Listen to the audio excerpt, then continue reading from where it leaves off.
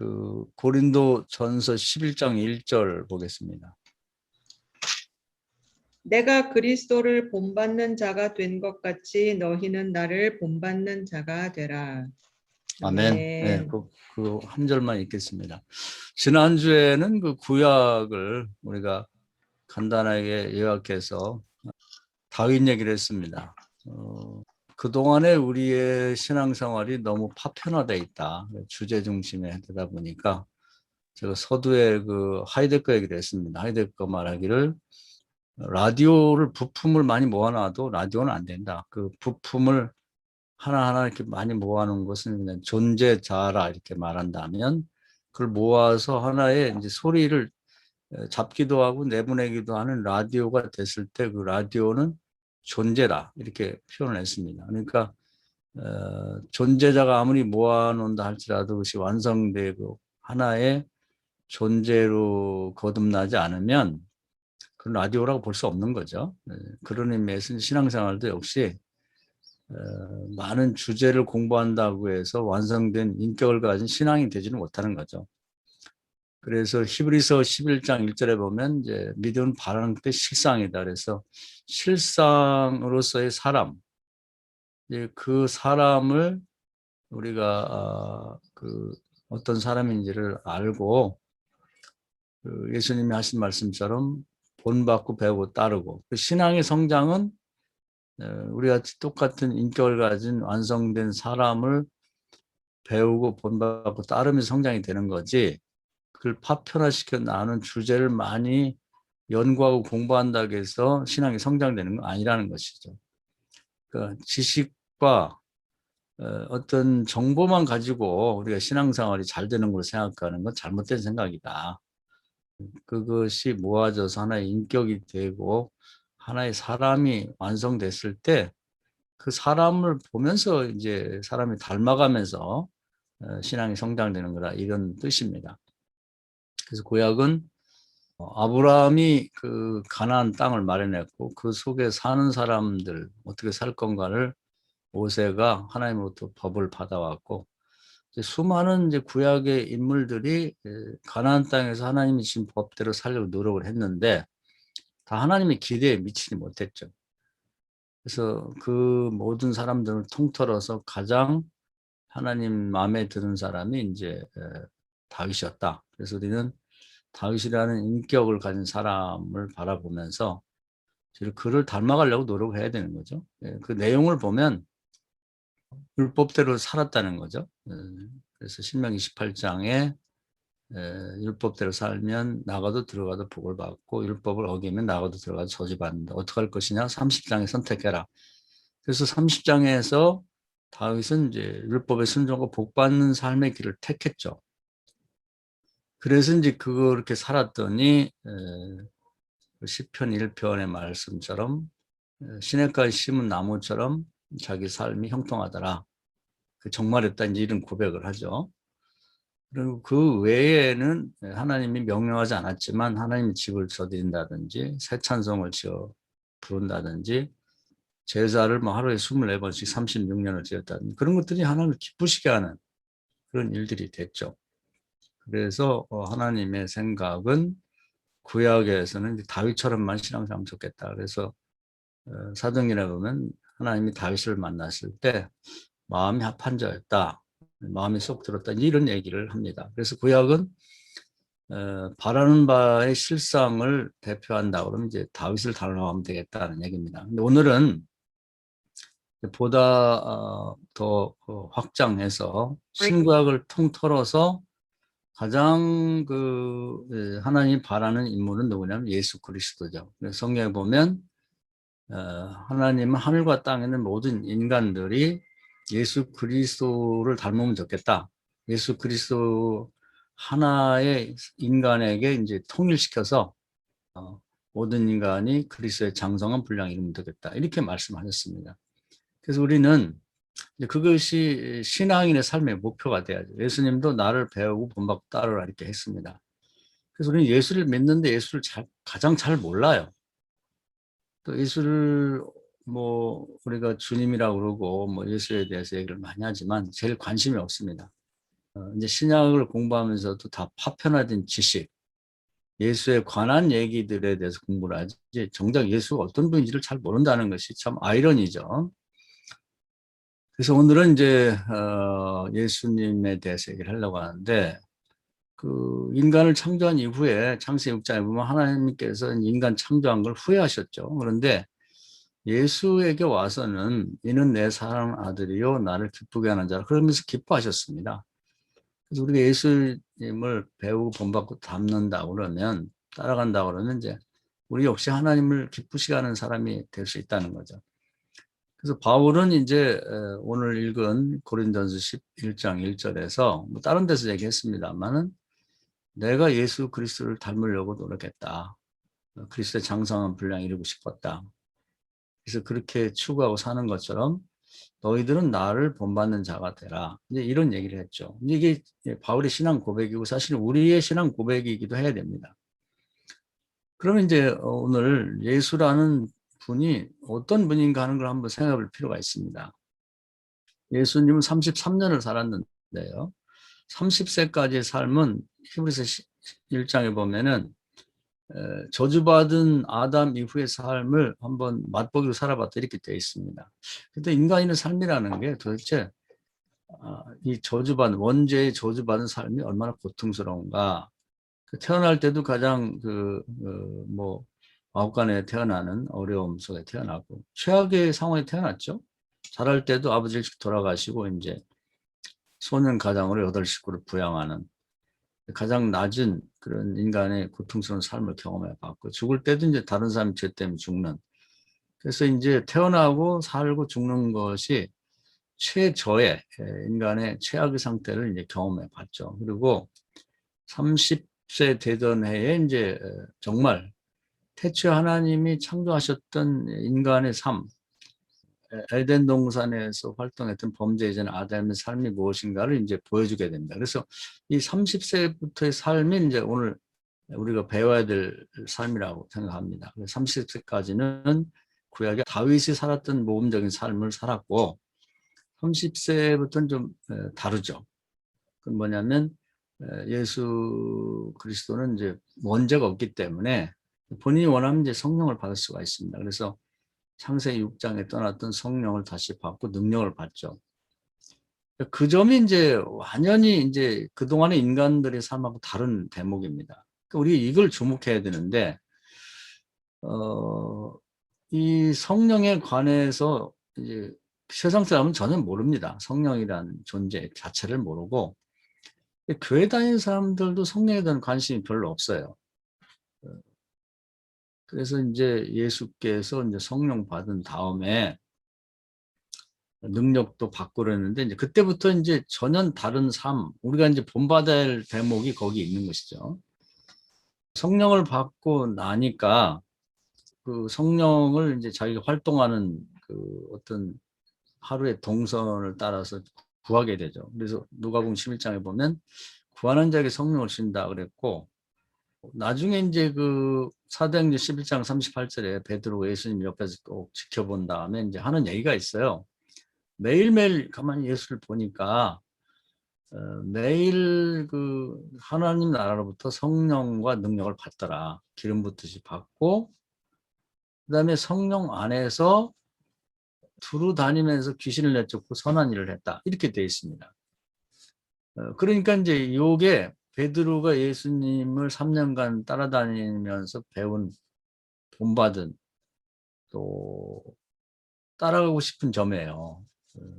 그래서 우리 고넬레 집에서 한 고백인데, 요것이 그대로 이제 바울도 나중에 오늘 읽은 고린도전서 11장 1절에서 하고 싶은 얘기의 골자입니다. 그래서 예수께서 이제 그걸 거꾸로 되짚어 가서 마태복음 3장에 성령 받았을 때의 그 상황을 우리가 이제 공부해 볼 필요가 있는 거예요. 그래서 거기 보면 이제 성령을 충만히 받고 또 자기가 활동하는 곳에 성령을 구해서 그 지역에 성령이 충만하게 됐을 때 그 성령이 없을 때하고 전혀 다른 현상이 벌어집니다. 그건 뭐냐면 그 믿음 있는 사람 즉 그 하나님 편에 선 사람하고 사단의 편에 섰거나 사단이 드러나게 돼요. 마치 그 뭐하고 비슷한 비유를 들자면 새봄이 얼어붙었던 겨울이 지나고 새봄이 오고 봄비가 내리게 되면은 그냥 땅이 말이죠. 땅이 우리 마음밭을 땅이라고도 하는데 그 속에 들어있는 것이 이렇게 드러나게 됩니다. 곡식은 곡식대로 드러나고 또 잡초는 잡초대로 드러나는 것이죠. 성령을 이제 비로도 이제 표현하기도 하고 뭐 빛으로도 표현하기도 하고 뭐 성령의 계절이라고도 하는데 성령이 오게 되면 그 영적 상태가 극명하게 드러나게 됩니다. 그래서 마태복음 4장에 보면 성령이 임하니까 사탄이 자기 정체를 드러내는 거예요. 그전에는 뭐 숨겨 있어서 어디 있었는지 모르는데 정체를 드러나면서 대결하고자 하는 거예요. 영적 싸움을 벌이자고 하는 거죠. 그래서 그 성령을 받게 되면 맨 먼저 할 일이 뭐냐면 그 드러나는 현상이 이제 사단과의 대결입니다. 그런데 이것은 이제 이겨놓고 싸우는 전쟁이죠. 우리가 계속해서 기도하고 있으면 성령은 악령을 이기도록 돼 있기 때문에 이제 사탄이 대결하려다가 이제 도망치고 나서 이제 그런 현상이 벌어지는데 마태복음 이제 5장부터 7장까지는 산상수훈을 하고 그 다음에 이제 예수께서 활동을 하게 됩니다. 매일 요한서신에 보면 신선한 기름 부으심이 하는데 신선한 성령을 받는 거죠. 성령은 또 살아있는 존재이기 때문에 충만하기도 하고 그 다음에 또 약화돼서 뭐 근심하기도 하고 회방받기도 하고 이제 소멸되기도 하는데 예수님은 뭐 하루에 한 번 성령을 받은 걸로 이렇게 돼 있는데 제자들은 나중에 하루 3번 받습니다. 그래서 성령을 충만하게 받고 활동을 하시는데 그 8장부터는 이제 그 예수님이 활동하는 그 상황이 나와요. 그래서 성령을 자기 가서 활동할 지역에 충만하게 기도해서 성령이 임하고 나니까 이제 그 모인 사람 군중 중에 믿음 있는 사람들이 드러나는 거예요. 그러니까 저는 이제 그런 생각을 합니다. 모세가 비록 광야에 있었지만은 모세가 믿음을 갖고 있었기 때문에 그가 있는 곳에 그 가시 떨기나무에 타지 않는 불이 붙기도 했지만 영적으로 보면 모세에게도 붙었다고 나는 생각해요. 그러니까 그 성령을 예수께서 당신도 받고 충만하게 활동한 지역을 위해 기도하고 가니까 믿음 있는 자들이 어떤 행동을 합니다. 그러니까 예를 들면 이제 백부장 같은 사람이 그 먼 데서 예수님을 찾아온 거예요. 그리고 말하는 데 보니까 믿음이 있는 거예요. 뭐 멀리까지 가실 거 뭐 있느냐. 자기 또 중대장인데 보잘것없는 하급 장교가 얘기해도 부하들이 앉고 서고 뭐 오면 오라면 오고 가라면 가는데 하나님의 아들께서 거기까지 갈 게 뭐냐. 여기서 말씀하시면 되겠습니다. 그것이 이제 믿음 있는 사람이 믿음을 가진 말을 하든지 행동, 그 먼 데에서 찾아왔다든지 그런 행동을 하게 됩니다.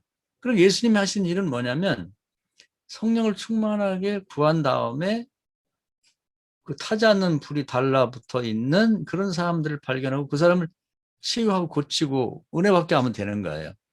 그리고 예수님이라고 해서 믿음 없는 사람들을 치유할 수 없습니다. 처음에 성령 받고 나서 고향 갔을 때 아무도 안 믿었기 때문에 그냥 올라왔다고 돼 있어요. 그러니까 우리가 이제 오해하는 부분이 뭐냐면 저도 그런 오해가 있었는데 왜 예수님 고칠 때 그냥 환자들 있으면 싹 고쳐버리고 싹 하지 왜 안 하셨지? 믿음이 없기 때문에 안 하는 거예요. 예수님 지금 오셔도 믿음 없는 사람은 어떻게 하지 않습니다. 그 다음에 믿음 있는 사람들의 행동을 보면 그 중풍 걸린 어떤 동네 남자가 있었는데 그 대여섯 명이 그걸 떼매고 왔어요. 그리고 와서 늦게 왔기 때문에 다들 그 예수님이 계신 집에 다른 사람들이 와 찾아오고 있으니까 옥상으로 올라가서 지붕으로 올라가서 지붕을 뜯어갖고 이제 달아내립니다. 그게 믿음 있는 행동이에요. 믿음 없으면 그런 일 못하죠. 그 사람은 치유가 되는 거예요. 또 믿음 있는 행동이 계속 나옵니다. 예를 들면 소경이 많았는데 2명의 소경이 막 소리를 지르면서 사람들이 책망하고 떠들지 말라고 해도 우리를 불쌍히 여겨달라. 예수님 물어보죠. 내가 너희를 치료할 줄 믿느냐? 믿습니다. 네 믿음대로 되라. 이거죠. 그런가 하면 이제 가나다 지역에 가면 귀신 들린 자들이 정체를 드러내요. 그래서 우리 아직도 뭐 종말이 오지 않았는데 왜 벌써 와서 이를 괴롭히느냐 이러면서 지가 말도 안 했는데 자기 정체를 드러내는 거예요. 그러면서 돼지떼에게 좀 들어가게 해달라 우리는. 그러면서 거기 들어가라 했더니 이제 그 속에 들어가서 이제 돼지떼가 뭐 강물에 빠졌다 이런 얘기가 나옵니다. 그러니까 이 성령이 임재하신 그 어떤 상황 안에 들어가면 믿음 있는 자들과 믿음 없는 자들이 이렇게 드러나게 됩니다. 그래서 그런 비유를 한번 생각해 봤어요. 우리 뒷동산에 뒤에가 이제 남한산성인데 겨울에는 뭐 나무가 똑같은 것 같아. 근데 봄이 오면요 거기에도 이제 곳곳에 그 벚꽃나무가 있어요. 근데 이제 봄볕이 따뜻해지고 비가 오고 그러면 이제 벚꽃이 활짝 피면은 그 넓은 산에 곳곳에 벚꽃이 핀 나무들이 아주 뚜렷하게 보입니다. 하얗게 아주 아름답게. 그처럼 성령이 임재하게 되면은 그 얼어붙었던 사람들이 심령 속에 많은 사람들이 있지만 믿음을 가진 사람들이 벚꽃이 피어나듯이 이렇게 타지 않는 불이 붙은 게 보인다는 거죠. 이제 그것을 우리가 찾아내고 그날은 그 사람을 구원해야 하는 거죠. 그리고 그 특별하게 무슨 행동을 하는 게 아니라 예수님 하신 말씀은 그거예요. 네 믿음대로 되라는 얘기죠. 그걸 그렇게 복원시켜 보면 됩니다. 어떤 데는 그 말씀 하실 때도 있고 안 할 때도 있지만 그래서 그런 사람은 특별히 뭔 얘기를 안 해도 뭐 행동을 해서 뭐 가서 뭐 안수를 하거나 뭘 하지 않아도 믿음이 준비되어 있기 때문에 그냥 안전병이 일어나고 소경이 눈을 뜨고 하는 거예요. 우리 그것을 끊임없이 연습하는 게 목표고 그것을 끊임없이 하는 것이 경건의 연습이라고 보면 되는 겁니다. 우리가 배워야 될 점이 그런 점이라는 거예요. 그러니까 구약에서 원죄가 있는 상태에서 최선을 다한 다윗의 신앙하고 원죄가 해결된 뭐 예수님은 아예 원죄가 없는 분이지만 그 상태에서 성령을 받은 다음에 사는 삶하고 전혀 달라요. 차원이 다르다고. 그래서 영적 삶이라고 하는 거예요. 그래서 제자들이 예수님을 3년간 쫓아다녔지만 그걸 잘 몰랐어요. 그래서 마가복음 9장에도 보면 벙어리 되고 들리고 귀신 들린 아이를 어떤 아빠가 데려왔는데 12명의 제자들이 구약시대의 믿음을 갖고 이걸 해결하려고 해서 못하죠. 예수님은 자기 방식대로 이 아이를 치료합니다. 아주 쉽게. 처음에는 이제 아이의 믿음 없었지만 아버지가 자기 믿음 없는 걸 고백하고 믿음을 달라고 하니까 믿음을 주고 그 믿음에 따라서 네 믿음대로 네 아이가 치료됐다. 이런 방식으로 해결이 되는 거죠. 그래서 완벽한 예수님의 그 목회, 그런 삶, 그것을 우리 이해하고 어떤 부분은 자세하게 이 전모를 다 드러내서 설명한 데가 있지만 어떤 데는 일부분만 얘기한 부분이 있어요. 뭐 그걸 다 그냥 일일이 챙겨서 묘사할 필요는 없으니까. 그러니까 그런 부분들은 우리가 채워서 복원시켜서 우리가 복원 얘기 많이 했는데 복원을 시켜서 읽어야 되고 설교라는 건 그런 것을 가르쳐 주는 거예요. 복원시켜서 설명해 주고 여러분도 그렇게 하십시오. 이렇게 말해 주는 것이죠. 그래서 마가복음 9장에서는 기도 없이는 이런 일과 나갈 수 없다고 얘기했는데 그 기도라는 게 뭐냐면 성령을 구하는 기도입니다.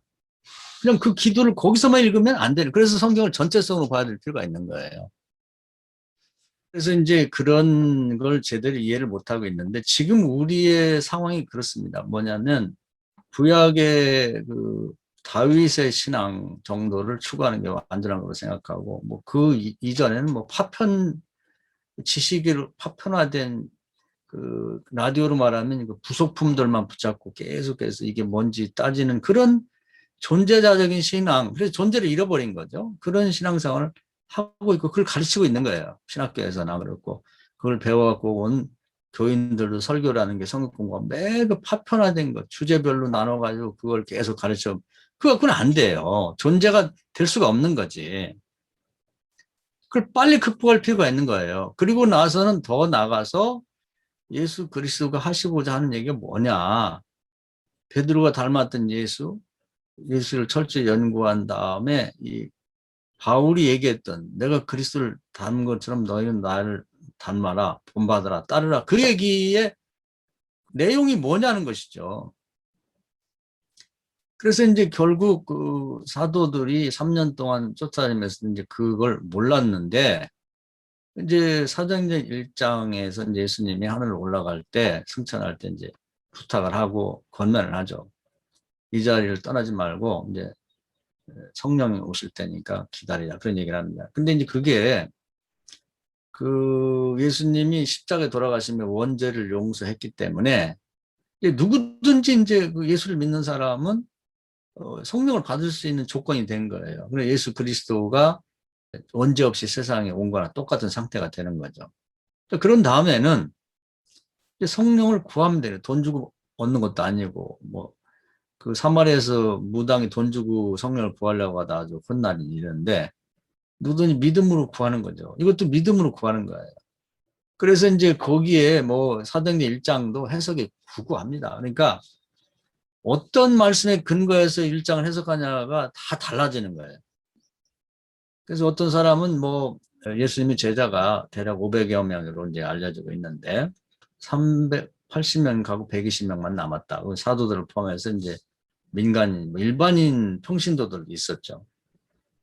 그래서 이제 마가의 다락방에 120명이 있었는데 그들이 다 받았다. 이렇게 볼 수도 있고 어쩌면 더 많이 있었는지도 몰라요. 근데 그 많은 사람들 중에 그때에 믿음이 있던 사람 120명이 있었던 걸로 보는 것이 더 정확합니다. 123명 있을 수도 있고 140명 있을 수도 있는데 그때 기다리면 정말 성령을 받을 줄 믿었던 사람이 그래서 타지 않는 불이 달라붙죠. 그게 사도행전 2장입니다. 그러니까 거기 있었다고 다 받는 건 아니죠. 믿음 있는 사람이 받는 거지. 우리가 요즘에는 뭐 부흥회가 없어졌습니다만은 과거에 부흥회를 할 때도 마찬가지예요. 그때 부흥회들은 뭐 무지막지할 정도로 성령 받으라는 얘기를 많이 했는데 그럼 거기 참여한 사람이 다 받았느냐? 그렇지 않아요. 믿음 있는 사람만 받았습니다. 그 전에 제가 고등학교 3학년 때 성령을 받은 일이 있는데 제 친구하고 계속 다녔어요. 친구지만 저보다 2살 많은 친척 형이었는데 계속 다녔는데 그 친구는 못 받고 저만 받았습니다. 그러니까 거기 있었다고 받는 건 아니지. 저는 뭐 간절한 뭐 한계 상황이 있고 병도 있고 그러니까 더 간절해. 그 친구는 뭐 특별히 받아야 될 이유가 별로 없어서 그런지 하여튼 저만 받았거든요. 그리고 그 자리에 있었으니 다 받았다는 얘기는 좀 무리한 해석일 수 있다는 거죠. 자, 그 다음에 이분들이 이제 마가다락방 다락방에서 성령 받고 난 다음에 예루살렘을 위해서 중보기도 했죠. 그랬더니 예루살렘에 굉장히 많은 사람이 모였을 겁니다. 왜냐하면 6월절했으니까 자국에서도 모였을 거고 이제 주변 국가에 흩어져 사는 유대인들이 다 모였을 거란 말이에요.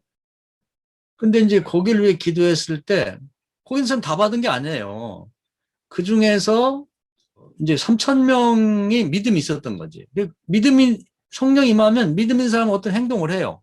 어떤 행동하냐 이 사람들이. 우리가 어떻게 해야 돼 구원받겠냐 이 얘기를 하는 거예요. 그 믿음이 있다는 얘기거든. 그러니까 영적으로 성령을 구한 다음에 이렇게 살펴보면 믿음 있는 행동을 한단 말이에요. 멀리서 왔다든지 뭐 지붕을 뚫는다든지 뭐 소리를 지른다든지 또 아까 하나도 얘기하려다 말았는데 겉에보고 뭐 8장부터 보면 그 12해 동안 혈류병 앓았던 여자가 그 이제 바짝 말았겠죠? 피를 하혈을 했으니까. 근데 그 예수님 옷이라도 만지면 날 줄 믿고 그 남자들 해치고 가서 옷을 덥석 잡았단 말이야. 이게 믿음 있는 행동이지. 네 믿음대로 알아 이거죠. 여기 보면 뭐 10만 명이 모였는지 20만 명이 모였는지 모르지만은 바로 얼마 전에 예수를 죽이자고 뭐 이 데모하거든 그런 사람들이었는데 성령이 거기서 임하고 나니까 3천 명 정도가 믿음 있는 행동을 하는 거지. 뭐 소리 지르면서 우리가 어떻게 구원받겠는가, 우리가 어떻게 성령 받겠냐고 하는 얘기를 해요. 그러니까 베드로가 별 얘기 안 했습니다. 천하에 구원받을 만한 이름 예수밖에 없다. 이 얘기 했는데 이걸 좀 정리하면 나중에 하나의 문구가 되죠. 주 예수를 믿으라 그러면 너와 내 집 구원받으리라. 이건 이제 바울이 한마디 요약한 사도행 16장 한 얘기인데 그 얘기를 하는 거예요. 그 얘기로 구원받는 겁니다. 그냥 뭐 특별하게 무슨 요란하게 무슨 짓을 하는 게 아니라 그 사람들이 다 구원받았죠. 그걸 보고 이제 나중에는 또 뭐 5천 명이 어떻게 구원받겠냐고는 그 사람들이 이제 타지 않는 불이 달라붙어 있는 걸 알죠. 그런 사람들을 보고 말씀하면 그냥 구원받는 거예요. 자, 그런 식으로 성경을 이제 복원시켜 보자는 겁니다. 그러니까 제자들도 이게 이렇게 되는 거구나. 그걸 깨달은 거죠. 그리고 나서 이제 또 사마리아를 왜 기도했는 사마리아에 성령 임하니까 또 뭐 사람들이 난리가 났어요. 그래서 빌립 사도 혼자 가서 안 되니까 이제 베드로 요한을 초청해 가지고 믿음 있는 사람들 건지는 거죠. 이렇게 하나씩 하나씩 다들 그냥 뭐 말해도 구원받고 뭐 안수해도 구원받고 뭐 또 안수하면 사모하는 심령들에게 믿음 있는 자에게 성령이 임하고 그 일이 가능한 거죠. 그래서 모든 이 상황에서 예수님은 요한복음 3장에 얘기했습니다마는 성령이 임하지 않은 상태에서는 예수님도 아무 일도 못했죠. 30세까지는 일부러 그렇게 경험하려고 한 겁니다마는 자기 가족 부양하는 거 외에는 아무것도 못했단 말이에요. 지금도 성령 받지 않은 목사들 그런 교회는 목사 먹고 살기도 힘들어요. 열심히 노력해갖고 가족 부양하기도 어려워. 아들 학교 보내고 뭐 애들 뭐 좀 장가들이고 이런 것도 어렵다니까. 교인들도 마찬가지예요. 뭐 장로가 됐든 뭐가 됐든 간에 성령이 없는 상태에서는 예수처럼 30세 예수처럼 아무것도 못합니다. 그 성령이 임한 다음에야 비로소 하나님 나라로부터 직접 도움받으면서 그런 기적과 표적과 이적이 나타날 수 있는 것이죠. 그걸 시도하라는 거죠. 그걸 배우고 본받고 따르라는 거예요. 그것보다 더 좋은 게 없는 거예요. 그것과 비교하면 바울이 그동안 대단하다고 추구했던 구약에 말하자면 다윗 같은 삶이죠. 그래서 율법을 뭐 철저히 공부해서 율법 학자까지 됐다. 그 당시 필요한 뭐 로마 시민권도 있고 부자고 뭐 바리새파 귀족이고 이런 것들은 아주 별거 아니에요. 물론 필요할 때 쓰임이 있긴 하지만 예수님이 살았던 그 하나님이 나를 기쁘게 하는 자고 나의 사랑하는 아들이라고 했던 그 삶과 비교하면 그런 건 분투와 같이 별거 아닌 거지. 그래서 이 양반은 자기가 이제 예수님을 직접 뵙지 못했으니까 제자들이 3년 동안 예수님 쫓아다닌 것처럼 아라비아 사막 가서 기도하면서 이제 그때 뭘 구했겠는가? 성령을 구했죠. 제자들이 받았던 성령 자기도 받고 싶어서. 그리고 이제 자기 사명이 이제 이방인을 위한 그 헬라인들을 위한 복음 전하는 거니까 이제 성경을 재해석하는 노력도 했지만 정말 중요한 점은 바로 예수께서 30세에 성령 받고 자기가 활동하고 이제 앞으로 오늘 이제 가서 사역해야 될 두루 다니지만 뭐 동시에 여러 곳에 갈 수 없잖아요. 가버나움, 뭐 예루살렘 아니면 뭐 자기 고향 뭐 나사렛은 나사렛 오늘 가겠다 그러면 거기를 위해서 이제 충만하게 이제 기도를 해놓는 거죠. 그래서 요한복음 3장에 보면 성령이 없이는 하나님 나라를 볼 수도 없고 들어갈 수도 없다 이렇게 말했습니다. 그래서 하나님 나라를 지상에서 경험하려면 그 마태복음 12장에 보면 이제 벙어리 들고 귀신 들린 아이가 왔을 때 성령의 도움으로 이제 귀신을 몰아내고 그게 순서예요. 항상 그런 식입니다. 마태복음 4장은 성령 받으니까 귀신이 나타나죠. 사탄이 그걸 몰아내고 영적으로 청정 지역을 만들어 놓고 능력으로 이제 벙어리를 치유했다는 거죠. 그러면서 뭐라고 하냐면 너는 이미 하나님 나라가 너에게 임했고 여기가 하나님 나라를 경험하고 있다는 얘기를 하는 거죠. 그런 의미에서 성령이 없는 상태에서는 하나님 나라를 경험할 수도 없고 들어갈 수도 없다. 이제 그 얘기가 나오는 거예요. 그래서 이 진리라고 하는 건 신앙생활이라는 건 하나님 우리가 어려워서 못할까 봐 단순하게 만들었고 쉽다.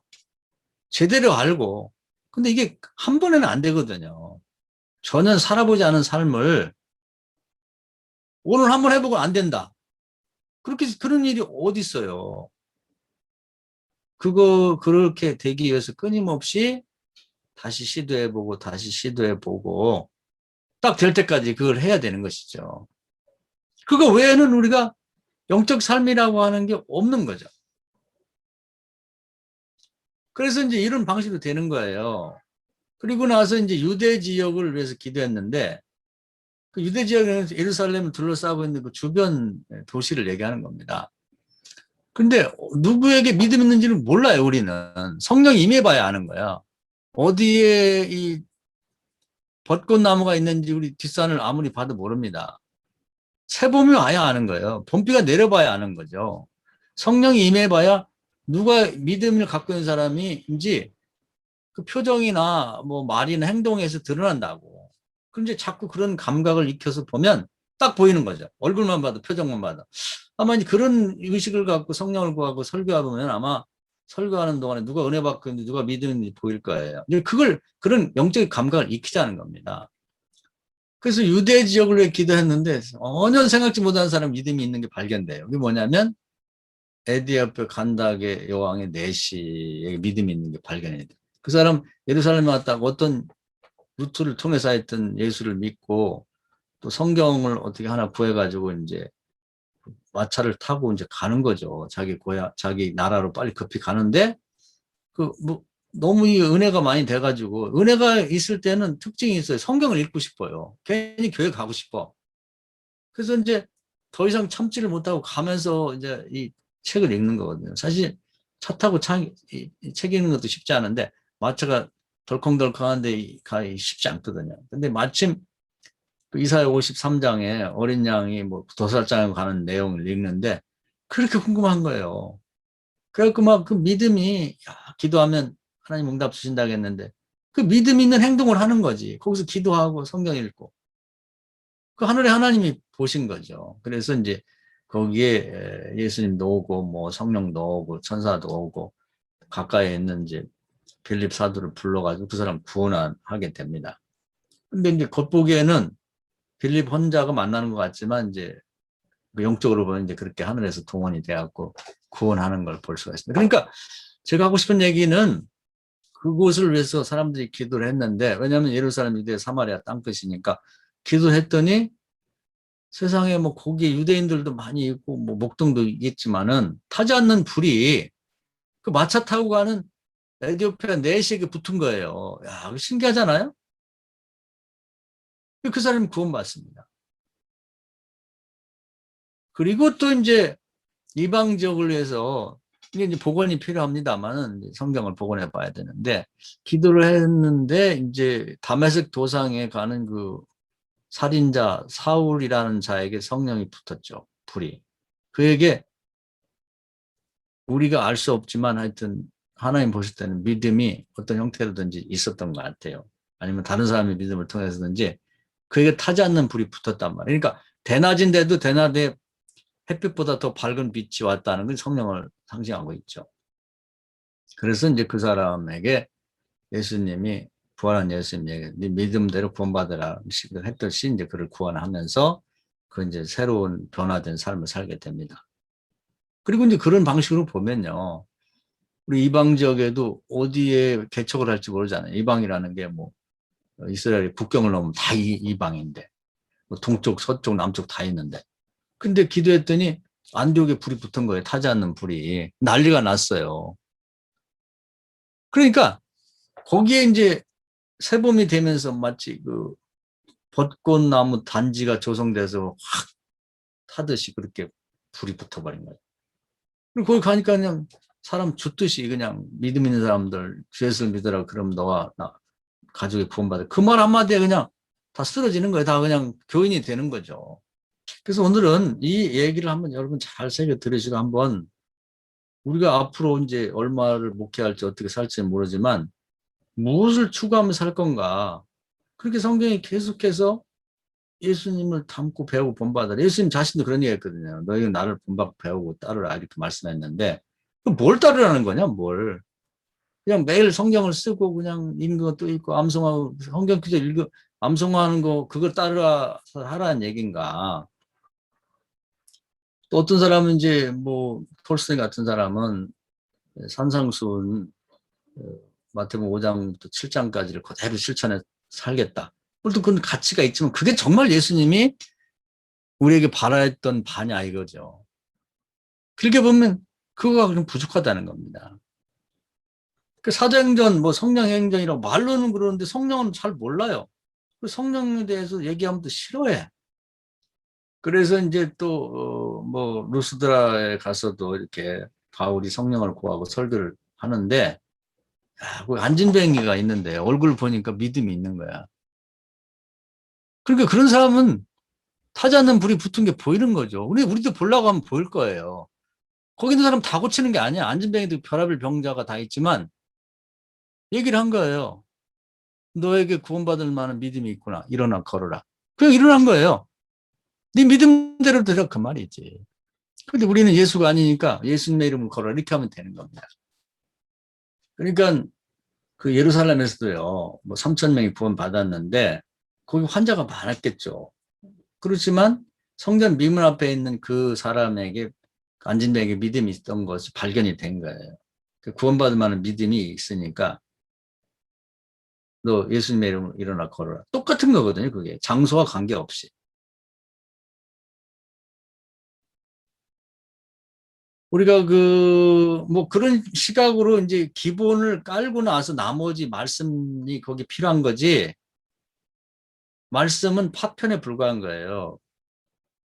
그래서 예를 들면 바울이 소아시아 지역에서 어디로 갈지 이제 기도했을 때 그 성령의 불이 이 빌립보 마케도니아 빌립보에 붙었다는 걸 누가 환상적이 가르쳐줘요. 가서 이제 계속 기도했는데 빌립보 지역을 다니면서 이제 바울은 알고 있거든요. 계속 기도하고 보니까 그 강변에서 어떤 여자들이 모여서 뭐 집회를 하고 있는데 보니까 성령의 불이 거기 붙은 거예요. 거기에 계속 기도하고 성령을 구하고 보니 그게 보이는 거죠.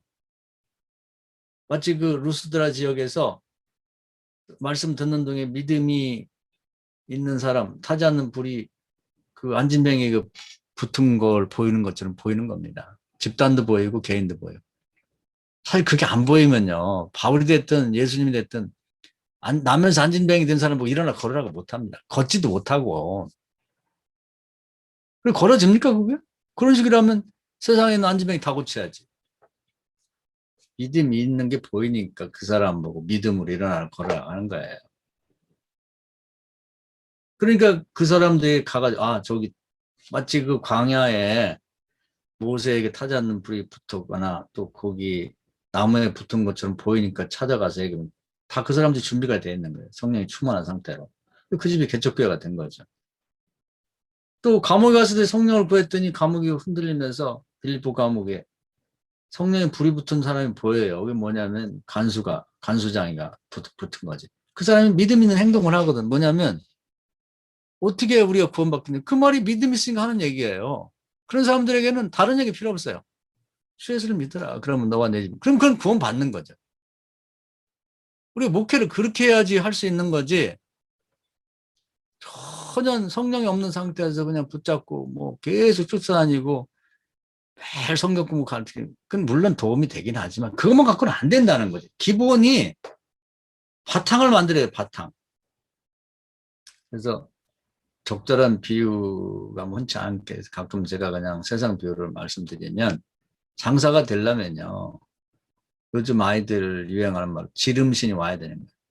그냥 질르는.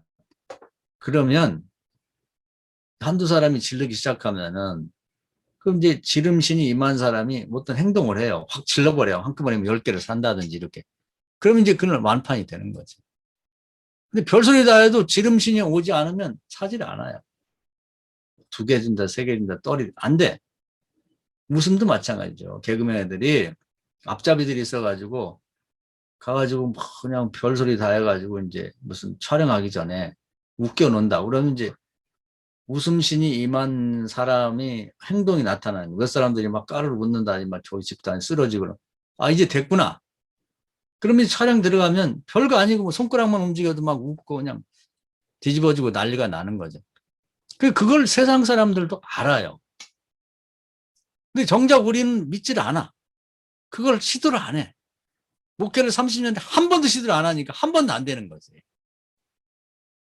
그래서 우리가 이제 예수님을 좀 주목해 볼 필요가 있다는 거예요. 여기 바울이 이제 신약 성경을 기초를 놓은 사람이랑 마찬가지거든요. 구약에서는 에스라가 이 유다 지파 중심으로 이 성경을 다시 정리하면서, 그 이제 유다 지파만 남았으니까 나중에 이제 바벨론 포로 이후에. 그리고 그 중에서 다윗을 뽑아 모델로 삼은 사람이 에스라예요.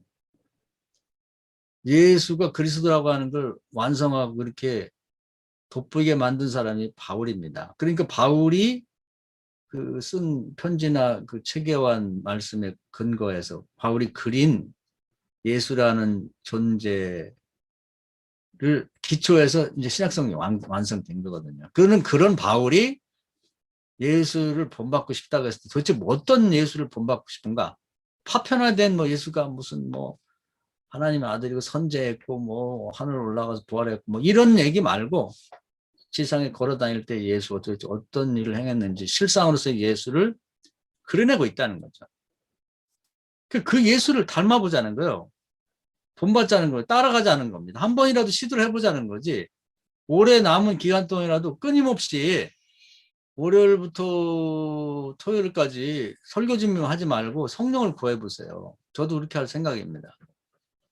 우리 교회에 성령이 임하도록, 이 동네에 성령이 임하도록. 믿음 있는 사람이 하나도 없으면 주일날 아무도 안 와요. 믿음 있는 사람이 있으면 지가 걸어서 올 겁니다. 내가 어떻게 구원받을까요? 그게 돼야지 목회하는 거 아닌가요? 그리고 성령을 구하고 교인들을 설교하며 바라보면 루스드라에서 있었던 사람처럼 얼굴에 빛나면서 믿음 있는 사람이 보일 거란 말이에요. 근데 그 사람 환자하면 목사가 믿음으로 얘기를 하세요. 집사님, 당신 하나님이 지금 고쳤으니까 일어나 걸으세요. 그게 가능하다니까요. 그걸 시도하는 사람 있어요. 가끔 제가 한 일은 아니지만 우리 지방에 있었던 그 어떤 목사에서 신목사라는 사람이 있는데 그 사람이 그걸 가끔 시도를 해. 근데 나면서 소모압이 돼가지고 한쪽 발이 20cm 짧은 사람이 있는데 그걸 예배 드린 다음에 얼굴에 믿음이 있더라는 거야. 성령을 구하고. 그래서 얘기를 했어요. 그때는 성도인데 성도님 주님이 당신 병 고칠 거니까 일어나세요. 일어나서 발이 쭉 늘어났습니다. 우리 교회 집사 형님이거든.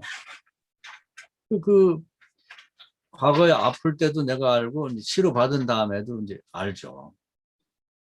그걸 누가 하겠냐 말이에요. 그걸 누가 따라서 할 거였어요. 목사 외에는 누가 하냐고. 목사들이 내가 누구를 닮아할지 몰라. 교회 다니면서 무슨 맨 뭐 불교 얘기나 해서 부처 얘기나 해서 공자 얘기나 노자 얘기나 하고 그 유식한지는 모르지만 그거 계속 뭐 하자고. 그럼 글로 가지. 정말 해야 될 일을 안 한단 말이에요. 그리스도를 본받아야 하는데 그리스도를 본받을 생각 안 한다. 따르고 배우질 않는다. 실상으로서 예수를 우리가 알지를 못하기 때문에 안 하는 거지. 우리가 아마 지금부터 시작하면요. 될 거예요. 바울이 완전히 그냥 뭐 예수하고는 전혀 관계없는 그런 사람이었는데 자기가 기도하고 그리고 이제 계속 본받아서 시도를 계속 해봤어요. 소아시아도 막 7개의 교회를 개척하고 또 해보고 또 해보고 가는 곳마다 되더라 이 말이에요. 응? 개척하는 교회마다 다 돼. 그게는 우리도 된다는 얘기거든. 추구를 안 해서 그러니 추구를. 소아시아뿐 아니에요. 유럽에 가도 되는 거예요. 유럽에 가도 돼. 그래서 오늘 신앙이라고 하는 게 뭔가 그것을 가장 뭐 여러분들도 고민합니다만 도대체 신앙생활을 뭘 어떻게 하는 얘기인가가 항상 궁금한 거고 뭐 여러 가지 뭐 공부도 하고 그러지만은 그 결론은 뭐냐면 결론을 낸다 그러면 뭘까가 바로 이겁니다. 이게 제가 도달한 결론이에요. 하이데거를 우리가 좋아해서 많이 공부하는데 하이데거도 그런 얘기했다고. 인식 지식으로서의 공부하는 것으로서의 신앙생활 하지 마라. 그러면 그 존재 망각을 한다는 거예요. 부품화 시켜가지고는 라디오가 없어져요. 부품만 있지. 예수 그리스도를 다 분석해가지고 조직신학적으로 해체시키고 주제화하면은 예수는 없다니까. 살아계신 예수, 범죄 이전에 아담, 하나님이 원래 창조하셨던 그 인간, 태초의 그 완성된 모습으로서 예수를 우리 닮아가자는 거예요. 그 태초에 아담이 뭐 했냐? 그것을 아담이 범죄한 이후에 다 사라졌지만 둘째 아담 예수께서 오셔서 그걸 보여줬단 말이에요. 현재 피조물들은 로마서 8장에 보면 하나님 아들, 이제 맏아들이 예수로 표현되었는데, 그럼 아들 노릇 하는 사람을 기다리고 있다는 겁니다. 원죄가 용서되면서 어떤 그 원죄 때문에 괜히 저주받은 그런 피조물들이 강도 만난 거나 마찬가지죠. 날벼락, 가만히 있다 날벼락 맞은 건데, 예수님이 십자가에 돌아가실 때 저주가 다 풀렸단 말이에요. 근데 그들은 우리 하나님의 아들인 예수께서 하셨던 것은 하나님 아들들은 우리의 도움이 필요한 거예요. 그 도움이 뭐냐? 성령을 구하고 믿음 있는 자들을 다 이렇게 거듭나게 해주고 구원해주는 일을 하는 거죠. 그게 이제 선한 사마리아 사람의 얘기가 거기에 관련이 되는 겁니다. 그래서 예수님의 고향 사람들은 하나도 우리 동네에 하나도 믿는 사람이 없어. 오늘 이제 김인중 목사가 이제 이따가 발제할 거니까 김인중 목사네 동네에 주민이 있단 말이에요. 근데 그 동네에 하나도 믿는 사람이 없으면은 앞으로 목회 끝날 때까지 하나도 구원 못 합니다. 그러나 성령을 열심히 구해가지고 성령이 충만한 동네를 만들게 되면 어떤 징후가 나타날 거예요. 그래서 그런 사람만 찾으면 돼. 그 사람을 찾아가면 그 사람이 어찌하여 구원을 받겠습니까 하고 말을 하든지 뭔가 믿음 있는 행동을 한다니까. 백부장처럼 교회를 찾아오든지 와서 목사님의 옷이라도 만지면 나을 것 같아서 옷을 만진다든지 와서 기도를 부탁한다든지 무슨 짓을 할 거라고. 그런 사람들만 알아보고 그 사람들만 수확하면 되는 거예요. 우리 김인중 목사 한번 시도를 해보라고. 그게 목회야. 그게 목회. 그럼 우리 다 똑같아요. 한번 해봅시다. 할렐루야. 예수를 본받는다는 게 도대체 뭐냐를 한번 깊이 생각해보자. 그겁니다. 그거 아니면 우리 자신도 구원받을지 몰라요. 우리 목사로서는 정말 무익한 종이지. 대부분은 뭐냐면 30세 이전에 목수 예수의 삶을 사는 거예요.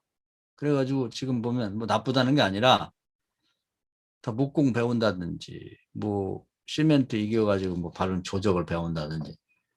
그래서 목회를 하던 에서부터 이제 목공하는 예수로 되돌아가는 거예요. 그래갖고 결국은 뭐냐면 가족 8식구 먹여 살리는 일밖에는 못 하다가 이제 끝나는 거지. 저는 목회가 아니거든요. 그리스도를 본받는 게 아니라 그냥 나사렛에 살던 자연인으로서 예수를 본받는 것밖에는 못한다 이 말이죠. 그리고 보면 고린도전서 11장에 그런 얘기예요. 내가 그리스도를 본받은 자가 된 것 같이 너희는 나를 본받. 그리스도를 본받는 말 속에도 의미가 있는 거예요. 내가 예수를 본받는 자가라고 말하지 않고 영적인 활동을 시작한 이후에 그리스도께서 하셨던 일을 본받고 싶다는 거죠. 그 전에 예수의 삶은 바울도 충분히 본받았어요. 목수 일할 때의 그 삶은. 근데 그리스도의 삶을 몰랐던 거죠. 그래서 핍박한 거예요, 예수를. 근데 그리스도를 만나고 보니까 아, 영적인 삶을 이렇게 살았구나, 이분이. 그러고 보니까 그동안의 나머지 들은 다 그거 별로 가치가 없는 거예요. 그냥 버릴 수 있는 것이 된 거죠. 우리가 이제 무슨 일을 어떻게 할 건가를 결심해야 될 때가 왔습니다. 이게 단번에 여태까지 뭐 저는 30년이 뭐 34년 동안 목회를 했습니다만 34년 동안 추구하지 않은 건 뭐 당장 오늘 한번 기도해보고 이번 주 해보고 안 된다 그래서 그렇게 될 일은 세상에 없는 거죠. 나머지 은퇴할 때까지 계속 추구할 일이고 은퇴한 후에도 죽을 때까지도 뭐 교회 담임자가 됐든 안 됐든 관계없이 자기 지역을 위해서 해야 될 일이 이걸 아는 거죠. 이걸 알고 하자는 겁니다. 이걸 알고. 목사가 이것이 가장 중요한 거예요. 뭐 제가 가끔 말씀드립니다만은 축구 선수는 요즘에 보니까 뭐 올림픽 예선에서 잘하대면 보통 5대 0이기다만 공을 넣어야지. 축구 선수가 공은 못 넣고 뭐 인물 좋아갖고 뭐 어디 가서 모델도 하고 노래방 가면 뭐 가수 뺨치게 노래 잘하고 그게 무슨 소용이 있어요. 노래도 못하고 스타일도 없고 옷도 되게 못 입고 그래도 그라운드 올라가서 볼 넣으면 되잖아. 학생 마찬가지. 공부 잘하면 되지. 뭐 연애 잘하고 무슨 어디 가서 말이죠. 축구 잘하고 무슨 말 잘하고 뭐예요? 의미가 없잖아. 우리 목사가 그 사람 뭐 노래 잘하고 뭐 운동 잘하고 뭐 아니 구원을 잘해야죠. 사람을 구원을. 성령을 구할 때마다 충만히 받고 본인도 받고 능력도 받고 자기 지역을 책임졌으면 그 지방자치단체장 영적으로 내가 지방자치단체장이다. 사탄도 그 지역마다 진짜인지는 모르겠는데 하여튼 연구한 사람에 의하면 그 시는 시에 시장 같은 우두머리 사탄 뭐 귀신인가 뭐가 있다고 그러고 또 그 밑에는 뭐 구청장 무슨 동장 같은 것도 임명하고 조직적으로 활동한다는데 우리는 우리 스스로가 뭐 누가 뽑아내는 것도 아니고 하나님 임명해 줬으니까 내 지역에 영적인 지역 사령관이라고 생각하고 영적 싸움을 벌이면 되죠. 든든하게. 어차피 이건 이겨놓고 싸우는 전쟁이니까 그걸 하자는 겁니다. 그 사람 돼 목사가 좀 못생겼으면 어때? 운동은 되게 못해. 주전자만 들고 다니면 어떠냐고. 목회 잘하면 되지. 목회를 어떻게 잘하냐. 그 지역 사람 영혼 구원하면 되죠. 성령을. 성령을 잘 구할 줄 알고 구할 때마다 성령을 오시게 만들면 된다는 거예요. 근데 이게 참 그 부분이 제일 하기 싫어하거든요. 근데 그걸 해야 돼요.